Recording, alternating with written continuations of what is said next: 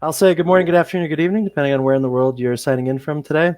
I'm joined by Dr. Bill Willoughby, Century Lithium's President, CEO, and Director, and Braam Jonker, the company's CFO. Good morning, gentlemen. Thanks for joining me today.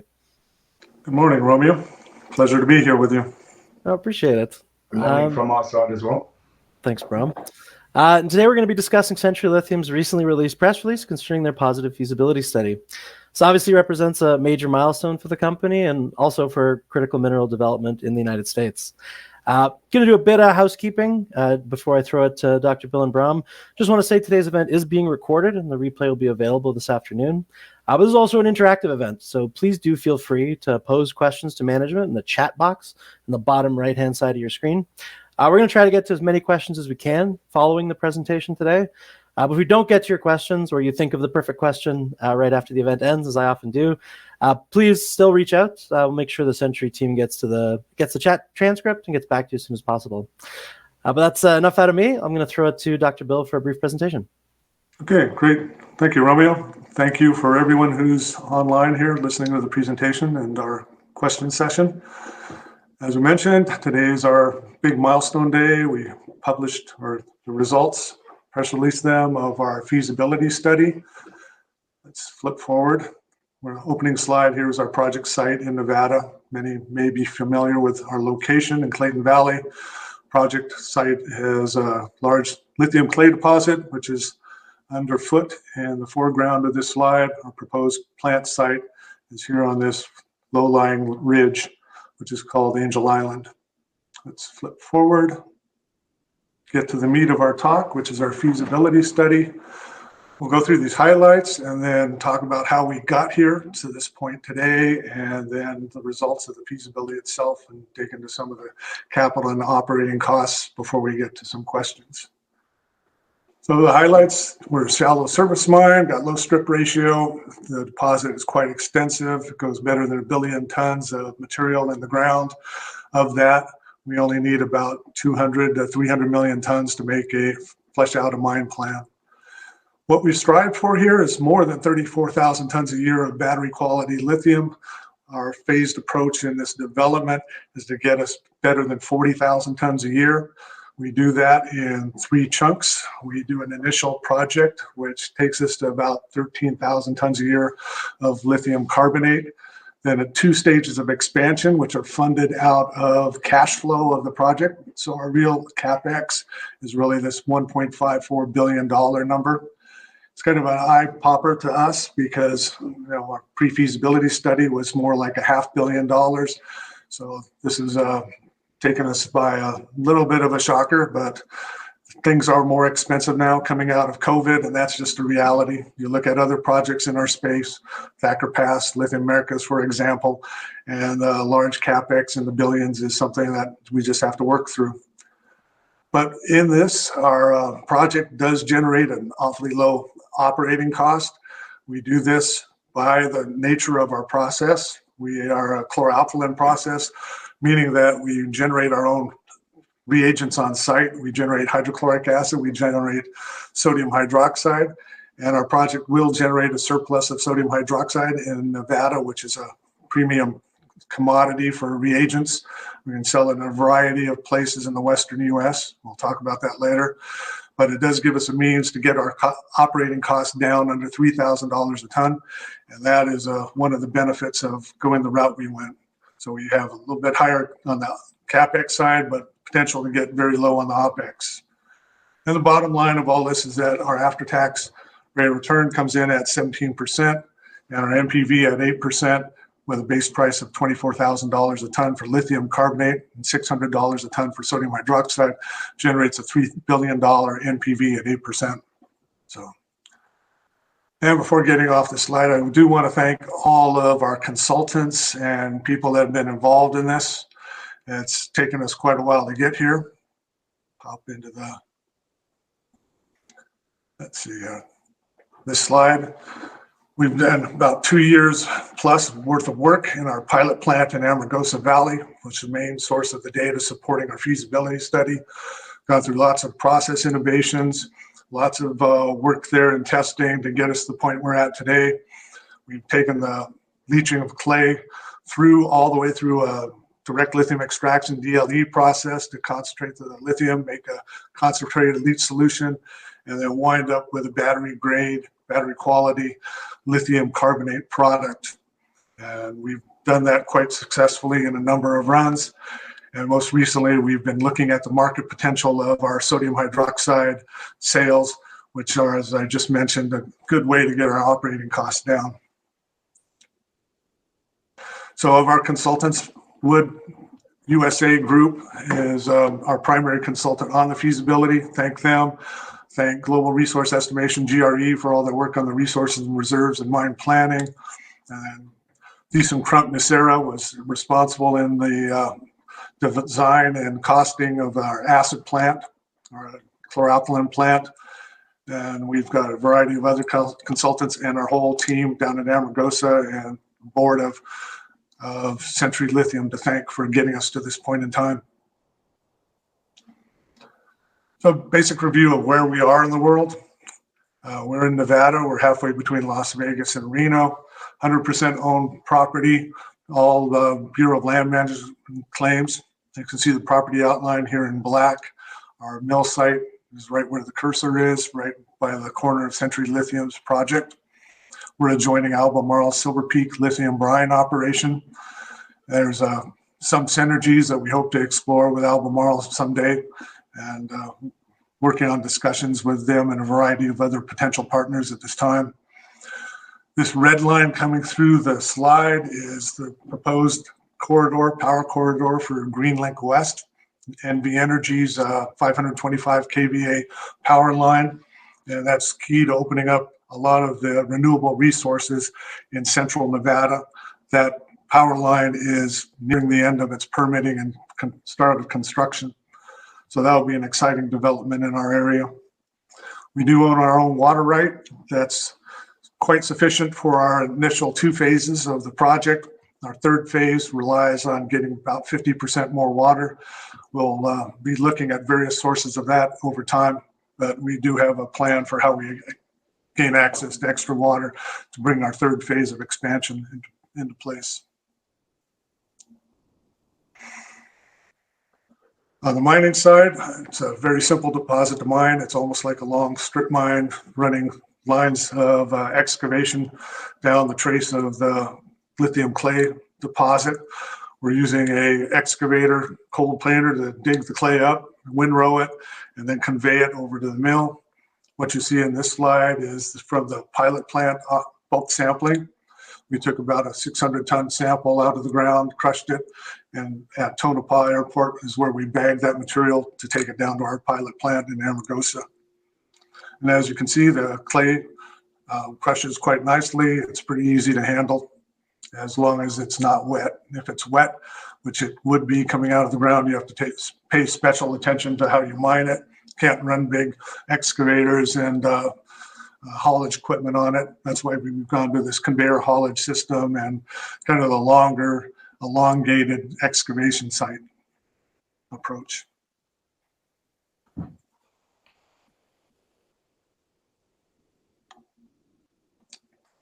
This is our pilot plant facility in Amargosa Valley. It's on an 8-acre site. We've been in there for almost 3 years now. About 8 months of that was in permitting and construction assembly of it, the pilot plant. And then we've come to over 2 years of safe, successful operation with our crew there. It's gone quite well. It's quite a nice, clean process that we've developed. You can see on the right-hand side, this is a leach tank. We've taken the clay material, run it into a hydrochloric acid solution, and extracted the lithium into solution. A big part of our process is infiltration, being able to separate the clay out of the slurry after it's leached. We've done that quite successfully with a couple steps.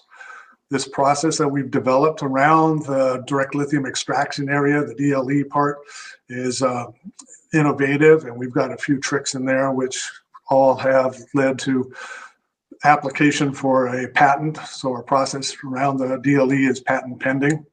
And in that, we take this clay material, we run it through an agitated leach, and then run the slurry into a couple steps to get to where we can filter the tailings. You can see the tailings material, the solids after it's been leached, quite easy to handle. We'll be able to dry stack that material. And this is the PLS after filtration, the leach solution. You can see we've dropped out all the iron, the silica, and now this leach solution is ready to take over into our DLE area. And this is our direct lithium extraction DLE section. We've run this for over 2 years. It's done quite well. We're pulling easily above 90% of the lithium out of solution once it gets to this portion of the process. Our leach grades are running between 200 and 300 parts per million. And we do have concern back in that previous step of leaving moisture in the tailings. That's where we get some of our lithium losses. But our overall expected recovery now after 2 years of operation of the pilot is about 78% of the lithium incoming in the clay. The final step in our process is done off-site. We used Saltworks in Vancouver to get to the final stage of making lithium carbonate. We did this on several occasions, achieving battery quality. You can see some of the material here on the right, clean lithium carbonate, which meets specifications that we found in the public domain for battery quality lithium carbonate. Now we can get to some of the results out of the feasibility study. We'll start with resources and reserves. Our measured and indicated resource, as we've now calculated, this is an update of our 2022 pre-feasibility study. We're sitting at 1.2 billion tons of measured and indicated resources, grade which is just a bit under 1,000 parts per million, contained lithium that goes better than 6 million tons, of lithium carbonate equivalent contained LCE. You get the lithium carbonate from lithium in the ground by multiplying by a factor of 5.323. That gives us this number. But we don't need this 1.2 billion tons to make a mine plan. We'd like to someday. But what we really need is enough to put through a mill at a realistic rate. Our realistic rate, we started out with a base case of 5.5 million tons a year of mill feed. We looked at a couple of different ways of slicing that up. We'll get to that when we talk about the phased capital approach. But our reserve now sits at 287 million tons. And that's enough to run a 40-year mine plan at the rates that we have for the 3 phases. Well, our previous number from the pre-feasibility study was sitting about 215 million tons. So we've added about 70 million tons in reserves.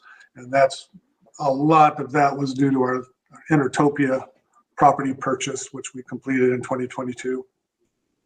And the grade now being more selective, running down the center of the lithium clay deposit is about 1,150 parts per million, giving us about 1.7 million tons of recoverable lithium carbonate equivalent in the reserve.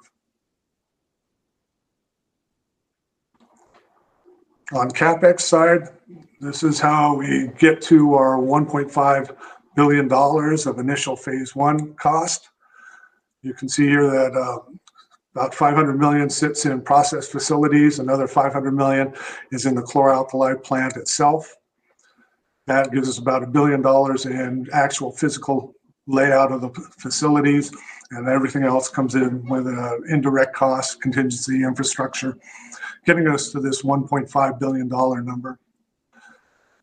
We took this approach to be realistic, both on the capital side, after we saw what our initial CapEx was going to look like for our target 15,000 ton a day first operation.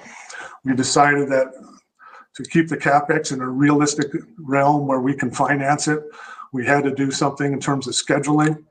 We still laid out the plant to hit 15,000 tons a day of mill feed. That's 28,000 tons a year of lithium carbonate equivalent. And that's what we have here in phase 1 and phase 2. Phase 2 is an expansion within the physical footprint of phase 1, meaning that we've developed already the buildings, the layout, the infrastructure, everything's covered in that first phase. We just haven't expanded the acid plant and the DLE area, the leach area, to its full 15,000 ton a day capacity. So we've done that so that the second phase is paid comfortably out of operating earnings. So you take the initial capital, and within 5 years, you've made through earnings at the 7,500 ton a day rate, you've made enough to pay off this $650 million expansion. And by the same token, you go to phase 3, which is another $1.3 billion, and that's through an expansion paid for out of earnings. So the thing that we have to focus on for financing areas is this $1.5 billion number. These areas are paid for out of cash flow from the operation. And it's a kind of a way to eat the elephant is a good expression. We're taking bites of the elephant one at a time to get to the bigger picture that we want to, this 41,000 ton a year of lithium carbonate expansion. And we do that out of earnings. And this phase is laid out so it comfortably earns that $1.3 billion over the next 5 years after we've completed the phase 2 expansion. Again, we see the chlor-alkali plant takes a lot of this CapEx, and we see both pros and cons to that. The con is the higher capital cost relative to a sulfuric acid plant, but the pros are really in A, having this byproduct of sodium hydroxide, which we can take to market and sell, and B, it's the way to separate us from needing sulfur as a supply element or reagent in the process, and be able to produce our own reagents on site, not be tied to the oil and gas industry for reagents to sulfur to make our sulfuric acid in this case, and be able to do this all independently and just need renewable power to drive the process. So on the operating cost side, we can go through all these for the 3 different phases. Our phase 1 starts at 7,500 tons a day, and the mill feed rate, which is equivalent to 13,000 tons a year of lithium carbonate produced. We expand in 2 stages. First is a doubling within the footprint of phase 1, which is 15,000 tons a day. So we add another 7,500 ton a day of mill capacity. And finally, we take that to 22,500 by going to a phase 3, which is an entirely new addition of plant facilities. And within that additional plant facilities, there is scope for a phase 4. We didn't include it in the mine plan, but the building facilities under phase 3 would be laid out so that you could expand to 30,000 tons per day on the mill feed. So in operating costs, these were more than we had in the pre-feasibility study. Life has changed. Times have changed in the last couple of years. Thank you, COVID. But our total OPEX now comes in around $50 a ton in the phase 1, dropping down to 38 in phase 2, down to 35 in phase 3. Of that, electricity is a big part of this cost. Probably about 75% of that operating cost is represented by power. That gives us both dependence upon electric power for the operation, but also a way that it can be predictable. And we know what our power bill will be, how we can build upon that using renewable energy. We've looked at some renewable energy projects on our own, both solar and geothermal, and hopefully those come to light in the next year or 2. So going to sodium hydroxide sales, the operation will kick out at the 15,000 ton a day rate, about 650 tons a day of sodium hydroxide available for sale. We've looked at this through a market study that we just recently completed. And with that, we expect a sales price of about $600 a ton for sodium hydroxide.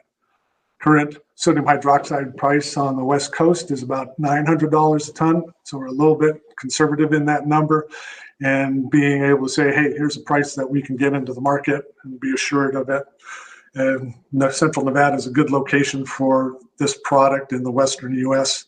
Gold mines will use sodium hydroxide, water treatment plants, a whole variety of customers are on our shopping list for being able to move our surplus sodium hydroxide. And with that, you see a substantial credit as you get down to phase 2 and phase 3. It's about $26 a ton of mill feed, which gives us an operating cost over on the LCE side, lithium carbonate, of under $3,000 a ton, hopefully dropping to as low as $2,000 a ton net by the time we get out to phase 3 expansion.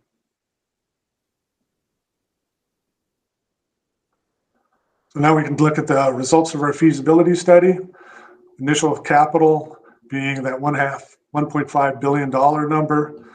Expansion, phase 2, $650 million. Go into phase 3, new plant facilities, $1.3 billion. Our OpEx after our sodium hydroxide sales drops to under $3,000 a ton. Average is about $2,800 a ton overall. And our MPV, after you plug this into a cash flow model, after tax cash flow, taking in our tax credits and corporate income tax, state income tax, and state sales, we come out with a $3 billion net present value at a discount rate of 8% and an internal rate after tax of 17%. Now, going to the phased approach does take us a little bit of a hit on what we could have got out of an IRR. We could have seen a little bit higher rate of return if we had just gone, say, to 15,000 tons a day out of the gate. But doing the phased approach brings us down a little bit, but it gives us a way of financing our project through the cash flow of the operation itself. And quite likely, I bet you a lot of companies will be looking at that sort of model now these days to finance themselves and reach a higher production rate than saying they're going to come out with a large project right out of the gate. Something on sensitivities. We'll talk later on about what the lithium price, how we got to this $24,000 a ton as our base price, how we selected that. But range right now that you could look at in the lithium market might be plus or minus 25%. That gives you a range on lithium prices of $18,000 to $30,000 a ton, lithium carbonate. And with that range, we can see a low, still positive economics, 12% IRR, $1.5 billion on the low end, to as much as $4.5 billion, 21% IRR, if you're closer to this, what some people consider a longer term price for lithium carbonate. So summary, yep, we're an advanced stage project now. We're one of the 3 lithium clay deposits in Nevada that have a feasibility study in hand. We are working on our permitting. We have our water rights in hand. We've got opportunities in terms of solar and geothermal that we're looking at. And a big thing for us going forward is working on our plan of operations and getting the permitting with the federal government and the state progressing. We've been able to make battery quality lithium carbonate. That's a big feature of all the clay deposits, being able to go from mine to product on site without the need to ship concentrates to a conversion plant. We can do it all in one place and be able to make battery product within the state. And our pilot plan has been a big key for us getting there. It's been a big asset generating the data to support the feasibility study. We've been quite successful and safe in our operations. And finally, where we're going forward, we'll definitely complete our plan of operations now that we've got the feasibility knocked out. We're looking at all the aspects in terms of our community and partnering and permitting. And finally, on the financial side, yeah, we are looking for a strategic partnership, and we are looking for the federal government to see what we can do in terms of funding the way that 2 other lithium projects in Nevada have done. So with that, Romeo, if you're still online, we'll get on to some questions and answers. Yeah, perfect. So I noticed there are quite a few questions in the chat. I got a couple questions for Dr. Bill and Braam first, and I think they'll cover a lot of the material, but we will get to those direct audience questions as soon as I wrap. So first one, jumping in, Bill, you just mentioned the next step is a strategic partnership while you go into the permitting phase. How long is that permitting phase expected to last, and do you foresee any potential issues? Well, permitting on this, once we have our plan of operations in, should take us about 2 years. And that's an average. And average expectation with the paperwork that the federal government now requires. Physically, once we complete all the baseline steps and everything, there still is a mechanism in the state of Nevada that it should take us 12 months from the point that EIS is completed, or EA, environmental impact study or environmental assessment, to the point where we have our federal permit and can proceed. We will also need a water pollution control permit for the project. That's about a 2-year process right now as well. So all of that will be in hand in terms of the applications going forward here now that we have our feasibility. Perfect. I do have one question for Braam. One of the next steps that we've talked about today's presentation is applying to the Department of Energy. Could you share what that process is like, what the next steps the company will take, and how long that process will take? Yeah, thanks, Romeo. So we have been in discussions and have been reaching out to the Department of Energy for quite some time now. And the real key to opening up formal discussions is to have this feasibility study in hand, so we can kick off sort of a much more formal approach with them now. We have identified two potential loan programs where we could fit in due to our unique approach, but these processes are lengthy. They're complex because they need to fit in with the rest of the strategy of the company. When we talk about strategic partnerships, all of that plays a role. So you're probably looking, I would say, around about an 18-month period from here onwards. But today's feasibility study, this is really sort of a kickoff, for lack of a better term, to start this process now. Makes sense. And Dr. Bill, I know you kind of went over it, but just to be as clear as possible for the audience in the room, why did you decide on the phased approach in production that the feasibility study outlines? What are the benefits to this approach for shareholders? Well, one benefit for moving forward is that we keep that capital cost initially under $2 billion. And we did that by looking at this initial phase and then the subsequent phases being funded out of cash flow. Reason for doing that is then you don't come to market and say, gee, this is really a $3.5 billion project.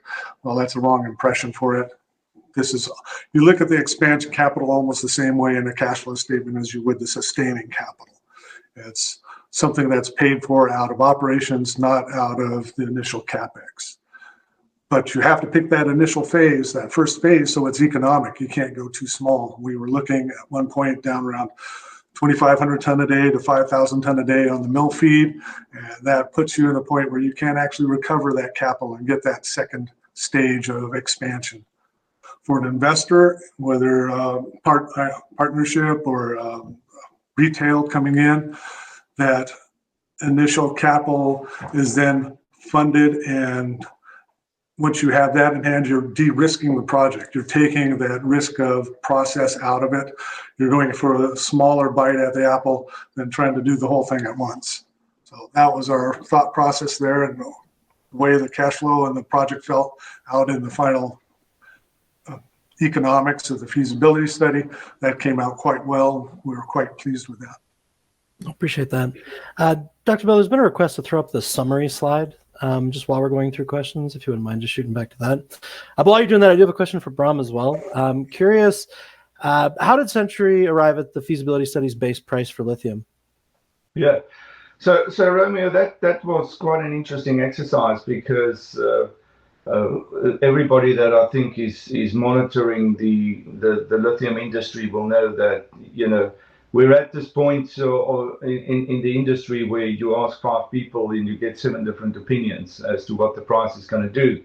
So we have looked at 2 of the large research institutions. We looked at their price forecast.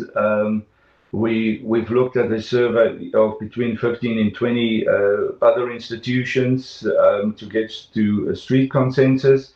And we also looked at what was used by 1 or 2 of our competitors in the industry, and that's how we landed up with a $24,000 price. It's similar to what Lithium Americas have used, and despite the fact that it is at a premium as to where the market is where the market is today, it's also at a discount to what the research institutions are thinking could be the long-term potential. We're talking about 2032, 2033 onwards. So we're quite comfortable with our price. We think it's conservative. even though it's at a premium to today's price. We think it's conservative if we look at the longer term forecasts that are out there. So there is also then, of course, the potential, by the time we get to sort of stage 2 and stage 3, that price could have moved up sort of aggressively, and that's why we've also included the scenario going up to $30,000 a ton. But at this point in time, we think 24,000 is conservative, and having looked at the sort of forecasts that are out there, price consensus, research forecast, that's the price that we felt most comfortable with. Awesome, appreciate that. And there are a ton of audience questions. I'm going to try to get to as many as we can. I'm going to start with one from Jay Skelski and then jump to one from Stephen Madden. So Jay Skelski asks, looking at the excess sodium hydroxide production, I assume this is for Bill, he wants to know if you can touch on what you're seeing as far as the market goes. Mentioning plans to sell it to the Western U.S., he wonders if you think this is a product you can forward sell to interested parties. Well, yeah, let's start with the first part of where the market is. And in the Western U.S., it's largely dependent, the market for sodium hydroxide is largely dependent on imports. All of the imports come in through 4 ports on the West Coast. That's why I was mentioning what the current West Coast price of sodium hydroxide is, caustic soda.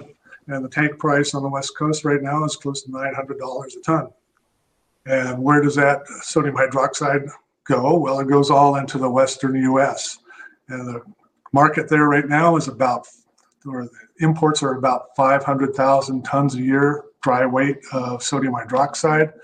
So there's a big potential to displace all those imports with a locally produced, regionally produced product. And that's where we see our niche and our opportunity. At our phase 1 production rate, we're sitting about 120,000 tons a year of product that we'd be looking to move into the market, moving up to 360,000 tons a year into phase 3.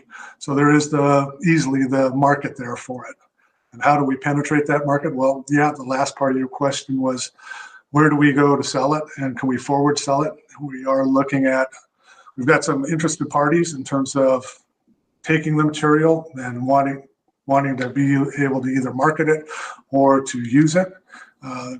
In Nevada, you've got a number of gold plants that use sodium hydroxide as a neutralizer, and that includes the people that make cyanide for all the gold mines.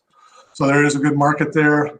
We haven't gotten to the point of signing any letters of intent with anyone, but we do have this expressed interest in that. Great, thanks. As a follow-up, actually, to his question, he also wants to know on offtakes. The feasibility study out, can you give some color on where you are at the high level with these discussions? Yeah, Braam, you want to field that puppy? Yes, so that's obviously not something that we want to discuss publicly just yet. We're at, all of these discussions, strategic partners, offtake agreements, all of these discussions really can only start in all earnest once you have a feasibility study in hand and you can actually talk openly with people about, what can be expected, when it can be expected, what sort of costs are you looking at. So obviously there has been, a lot of discussions to date. I'm not going to deny that.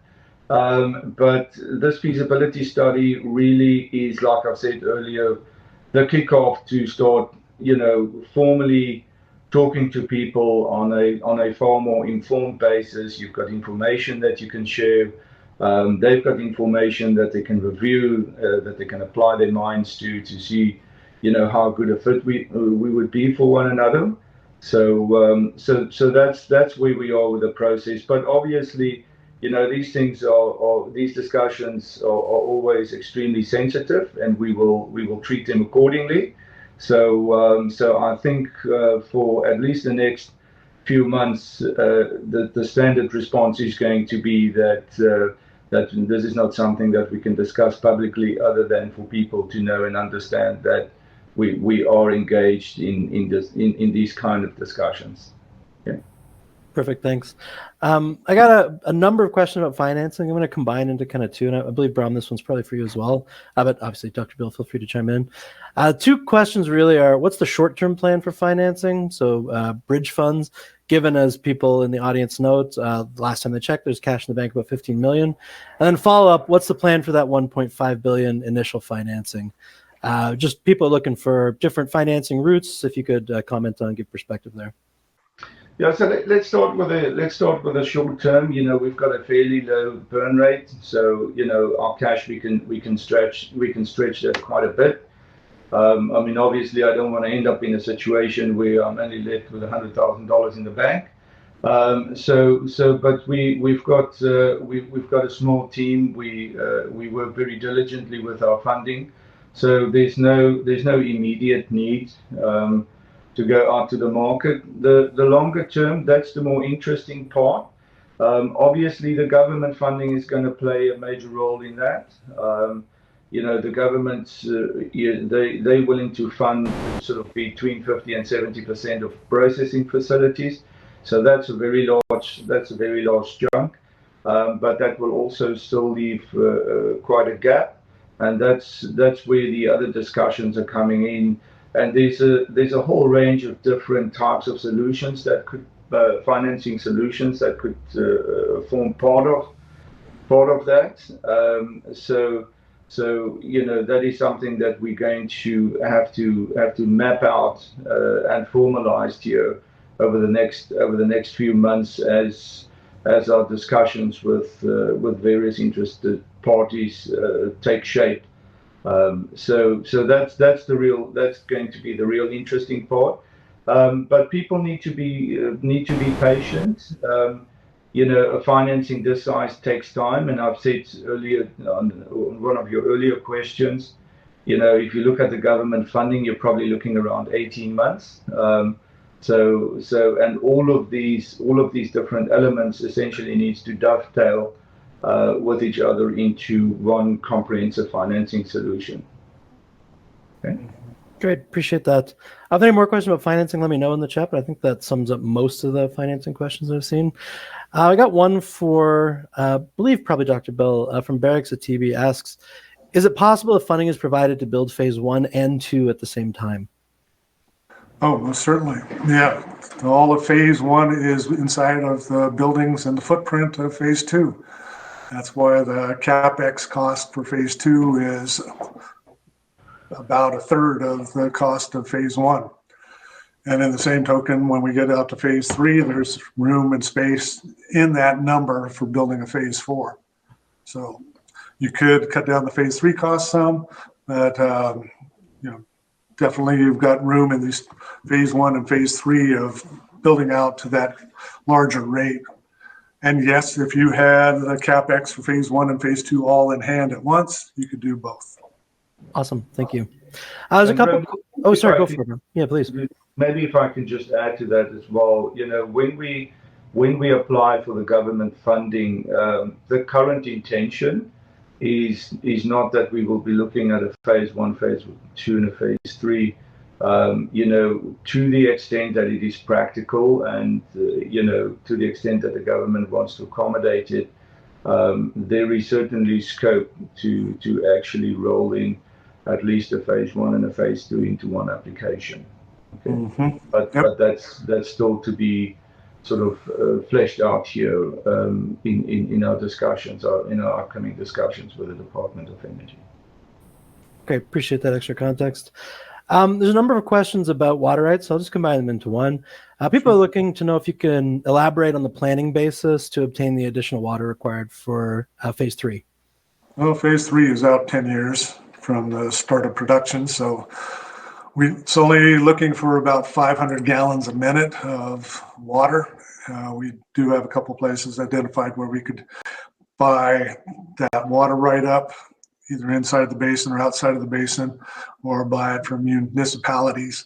That's not a big concern at this point to us. There's a variety of ways we think we can skin that water rights cat when the time comes. And that's kind of low on our list right now of priorities. But we do have the water to keep us supported all the way through phase 2. Great, appreciate it. Thank you. I got time for a couple more questions, so I'm trying to run through. I think the big ones that we've got left. One thing, sleuths in the audience noticed that Koch Technologies was not part of today's presentation. People are just looking to make sure that relationship is still in place. Yep, still is. Still working with them. And as we move through the next year, one of our exciting areas is looking at strategic partners and how things come together. And they're definitely on our conversation list for that. Awesome. And just as a quick follow-up to that, looking for a bit more context on the impact that Koch Technologies provided with the LI Pro DLE. Well, we provided the fundamental platform for that with our chemionics LionX process. And that's the license rights that Koch purchased for other projects elsewhere in the world. So we already had fundamental ion exchange and filtration equipment there at the site. What Koch came in and helped us with was automating some of that process, making it more streamlined, being able to run the cycle times that are involved in the ion exchange and filtration efficiently, way more efficiently, and be able to do a lot better job on the data collection. So that's been an upgrade there for us. And with Koch, I know that they've picked up a fair amount of our ideas and working experience in the pilot. So it's been a very mutually beneficial, favorable arrangement so far. Great, thank you. This kind of combines two questions, but people note the lithium recovery for the FS, it's about 78%. People are curious if there's a chance that recovery is going to improve with further R&D going into phase one, and people looking for interest in where that recovery might come from. Well, yes, there is a chance that we could improve that recovery. We need to get more of the solution out of the tailings. We've been looking at that all along. That's our main place of lithium loss. We know that before we get to that point in the lithium extraction, we're solubilizing maybe even into the 90% range on lithium that's in the clay that's going into solution. So we do have to pick some areas there where we can work harder on it. We also know that as we go deeper in the deposit, so far our pilot work has been in the very superficial first 50 feet of the lithium clay deposit.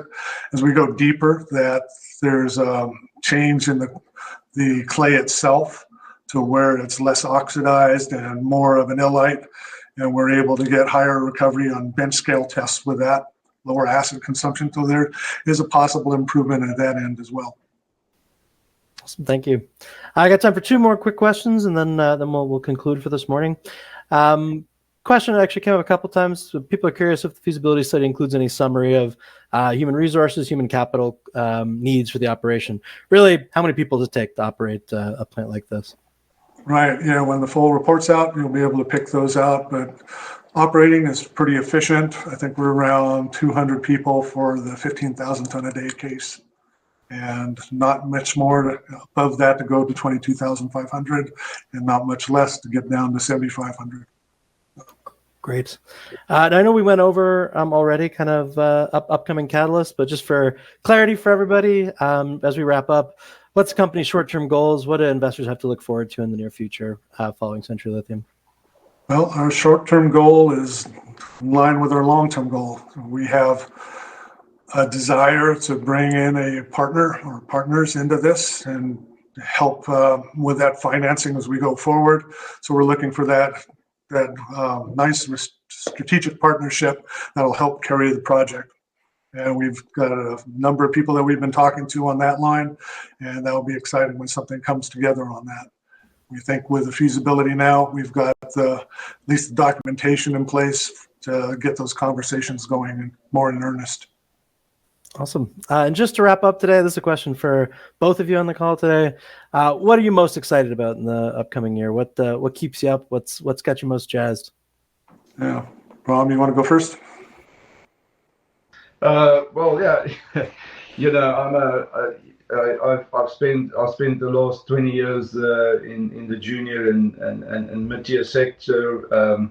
You know, I've always been very excited by you know, pulling things together, and this is going to be, for me personally, I I think very exciting over the next sort of 18 months. There's a lot of different components that needs to go into providing sufficient capital for the development of this project, and all of those are going to be very interesting. Also, I have to say it's very satisfying to be part of a solution for the future. The lithium is a critical mineral going forward. We're moving in the right direction. Trying to leave behind a positive legacy for generations that come after us, and to be part of a project that will make a contribution towards that. That I sort of on a more professional note, I find very satisfying, and looking forward to the challenge to contribute to getting this off the ground. Knowing that we'll all be, the whole team will be sort of leaving a positive legacy. I certainly won't be around in 30 or 40 years to be able to see what the exact impact was of what we're doing here today. But I believe it's going to be very positive. So from both a professional perspective and a personal perspective, I'm really looking forward to this and delivering something for the future. Yeah. Right. Yeah, I'll just end that by emphasizing the team part of it. We've had lots of challenges since the first time we started working on this project years ago. And we've been faced with problem solving, and the team has always come together to solve them and work together. So as far as my excitement goes, it's going to that next level, going to the next stage, doing the legwork of making this a project. And it's all a team effort from our board and management and our consultants and our team of employees. So building that team out is going to be exciting, and working through the project will be exciting. So awesome. Well, yeah. Dr. Bill Braam, thank you so much for running through. I think this is a great update. Anybody who is in the audience, thank you so much as well for joining us. If we didn't get to your question, I think there were only a couple we didn't get to. We'll make sure that those questions get passed along to the Century team, and you can get an answer in a pretty speedy time frame. But otherwise, thank you so much for joining us, and I'll leave it to Bill and Braam for a last word before we jump out. Yep. Got a last word there, Braam? No, just very excited that we finally got to this point, right? Yep. Everybody's been working very hard. The technical team down south has done a phenomenal job, with the improvements that were delivered through the pilot plant, and everybody contributing to get us to this point. So yep. It's excellent. There's been a lot of effort, a lot of commitment, a lot of positive contribution. But in a sense, the real work starts today, right? So, so really looking forward to that, and hopefully our shareholders will also be happy with what we deliver here over the short term, the medium term, and the long term. Yep. And on that note, let's thank all the shareholders that have been with Cypress Holdings, Cypress Development, and now Century Lithium Corp through the years, and helped us get to this point in time. We thank them, and thank everybody for listening to this talk today. And we hope to reward you going forward. So thank you all. Well, thanks so much, and everybody have a great day. Cheers.